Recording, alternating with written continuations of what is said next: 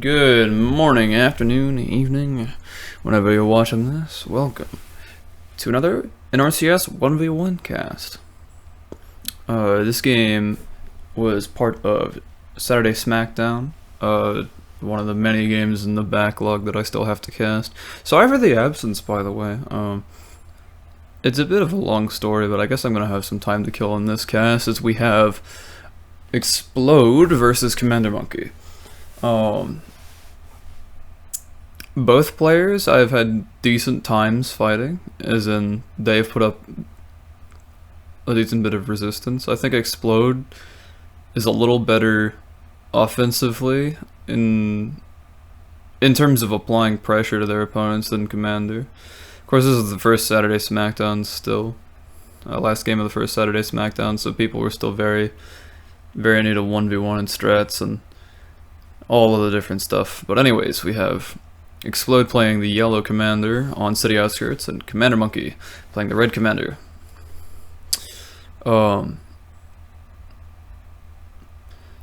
Pretty standard 3 militia open from Explode. Though I will say, if there's any map where you just go insta-helis, it's probably City Outskirts, just because of that middle section. Being able to jump straight over that is a massive help, versus militia, which have to weave in and out or go all the way around. It's not that you can't do anything that not that you can't do anything with militia, but yeah, you do have to spend a decent amount of resources actually getting them to where they need to go. Right, I mean, these militia, if they were queued up onto a red farm, weren't gonna make it until about the 2-minute mark. Whereas, you know, you rush helis, and sure, you don't get the helis out to the 2-minute mark, but they hit just about the same time. The commander's able to pretty simply get up a tower here. Of course, it takes a couple shots first, but yeah, now that's gonna be a royal pain. Explode does manage to get some militia in, and I'm not sure that tower covers. Yeah, it doesn't cover the whole thing. So if you're Explode, you're pretty damn happy. You're already pressuring some of Red's inland farms. Now all Red really has to do is build a couple militia of his own. Just wait. Get 4 militia, fight this 3. Get 5 militia, fight the 3. As you continue to expand with your other worker that is out. Instead, trying to take a 1v3. Yeah, not exactly the smartest. He ends up getting one of the militia because it was damaged by the tower, but loses his own. And now another single militia being sent forth.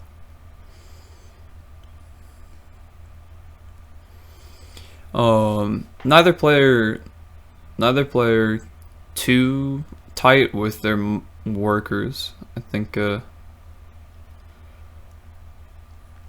that's one thing that I think has the most room for improvement in most players' gameplay, including my own. Is just making sure that your workers are always going somewhere and building something. If you need something built, like farms, if there's open farms, your workers should be on them. You know, and then whenever your workers aren't building, you put them where the farms are gonna be. Or you put them in places where they can create towers to help your offensive units push.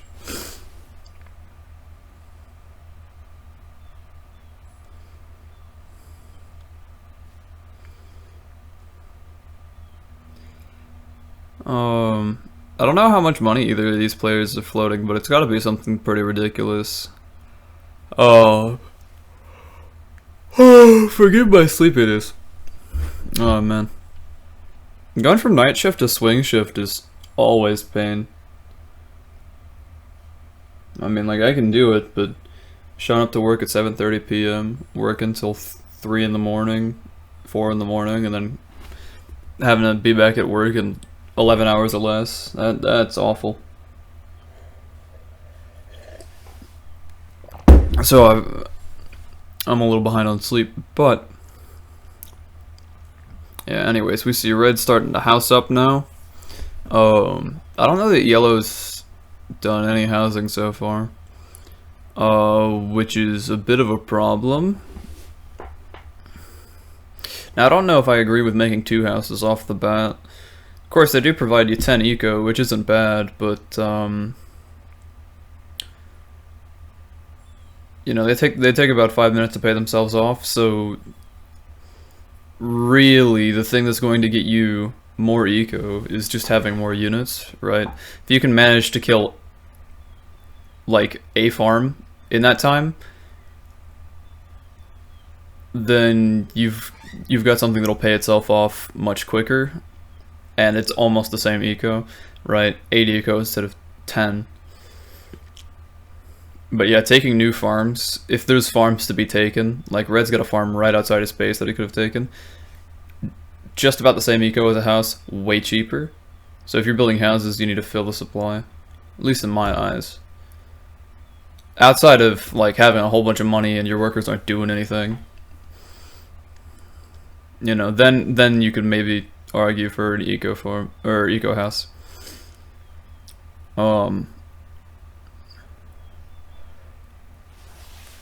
It seems like the general flow of these games really is that there's individual hyperfixations,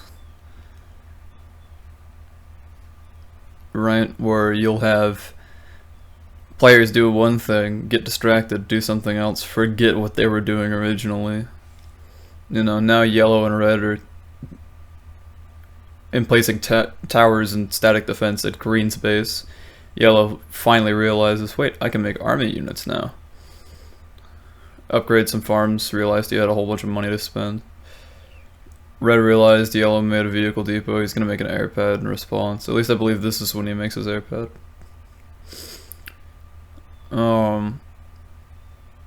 Yeah.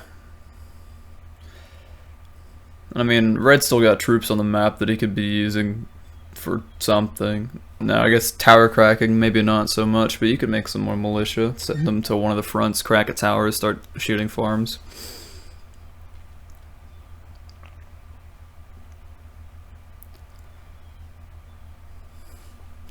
I've been listening to some Tim Fallon recently. That dude is crazy. Like, really, really sick music. It's a shame that, for the most part, he made music for mediocre games. Although Plock is pretty good. Or so I've heard. I really should just play it at some point. Get out the Windows SNES. Alright. So now yellow's got some recons on the map. Looking to pressure red's holdings towards green's base. If you're yellow, you definitely push this with 2 recons, not 1.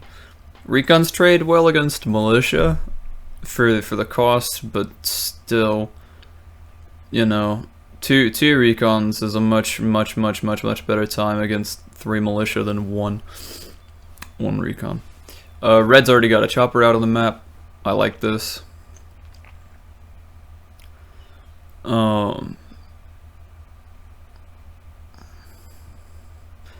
Yeah, and these holdings here around green's base are basically going to get mopped up slowly unless yellow forgets that his recons are being shot by a tower. In which case, yellow's not going to have that fun of a time.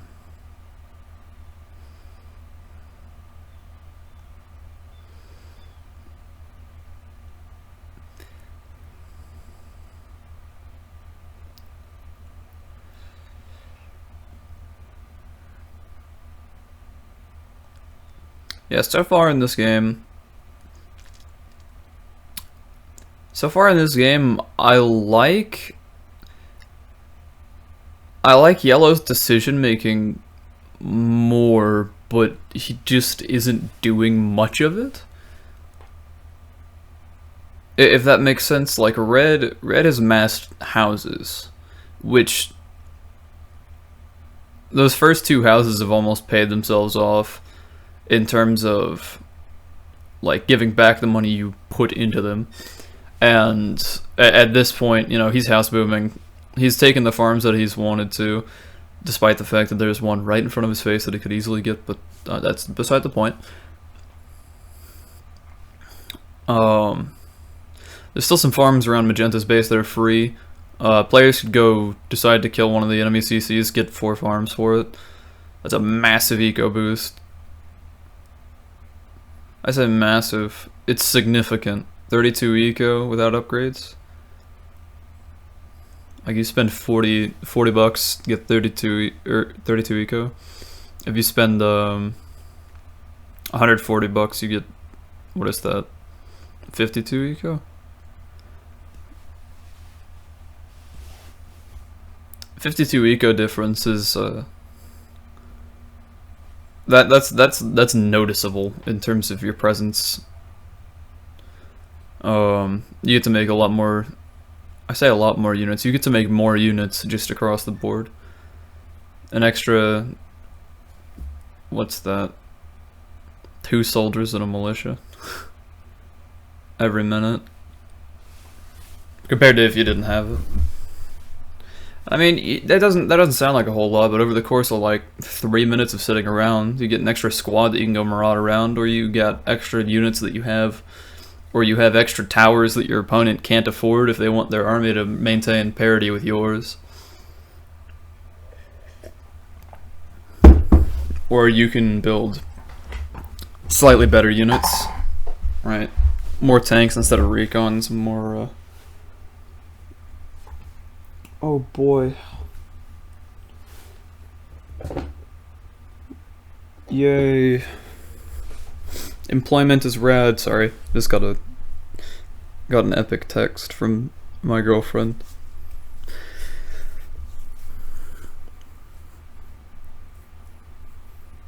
Anyways.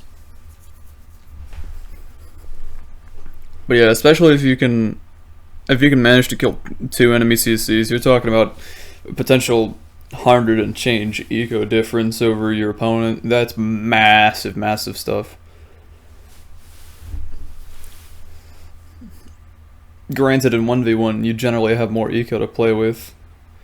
But you know, if it's 500 eco versus 600 eco...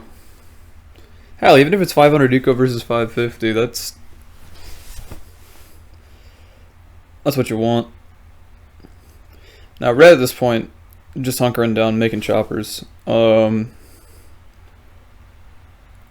would not be a horrible idea to send some of them across the map now and just harass some of yellow's undefended farms, like the ones towards blue's base. I mean, since you've already got them, yellow's doing a similar thing with his recons finally, realizing, wait, red hasn't defended anything, I can just go poke him.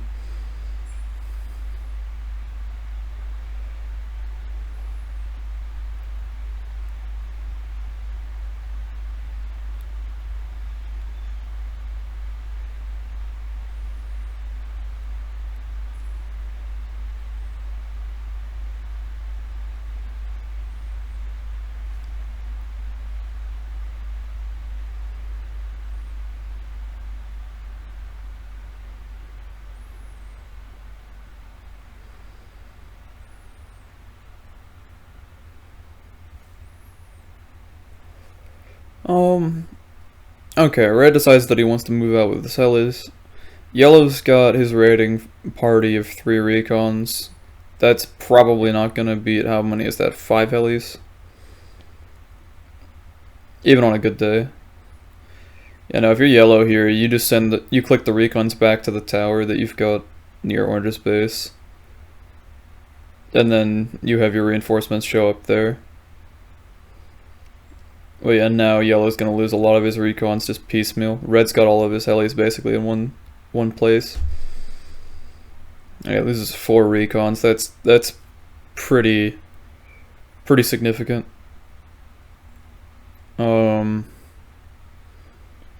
I say pretty significant. That's very significant. Because those 4 recons take a while to produce.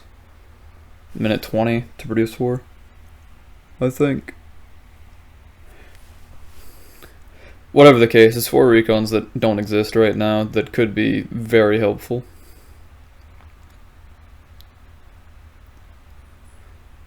Oh, and yellow forgot to defend this forward holding, so it's green space and is going to lose these 3 recons as well.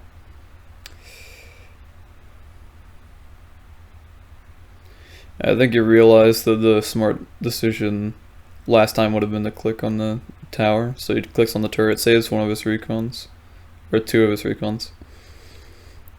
Red could honestly dive that if he wanted to. Just go click on the recons, take some heli damage, but then get out of there. You don't have to worry about the turret, just the recons.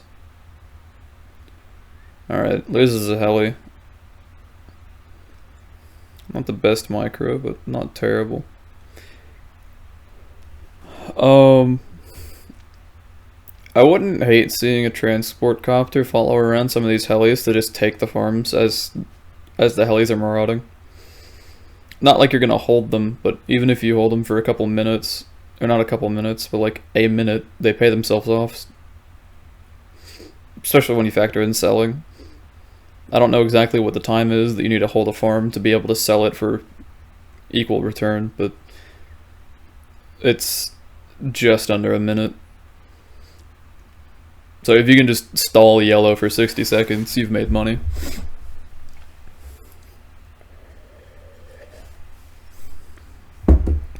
I don't think I can understate how powerful that is. Now red's got a swarm of helis that he's been just casually queuing up. I mean, he's probably maxed on housing. It looks like it to me. So if he's got any money, he can afford to just have a massive queue of helis, have that producing while he's going around screwing with yellow. Though personally, and this is just for me, I don't like having a heli queue longer than 3 helis, because that's a minute of production. Right? It's not too much to say, oh, every minute go back, check your queue, fill it back, you know. You get the micro for 60 seconds, and then you pop back in, queue 3 helis, and do the same thing over again.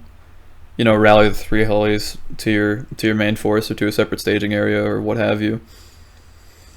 But yeah, now red takes a pretty crushing fight. Yellow's lost too many recons piecemeal, beyond the fact that he took that outside of static. And red's just got more stuff than yellow. And this is the end of the game. Yellow doesn't have any missile turrets around his command center at 17 minutes. He could make anti-air, but decides to sell his CC, and that's a GG. I hope my rambling hasn't been too incessant today. I thank all of you for watching. I hope you have a wonderful day. And remember, stay classy.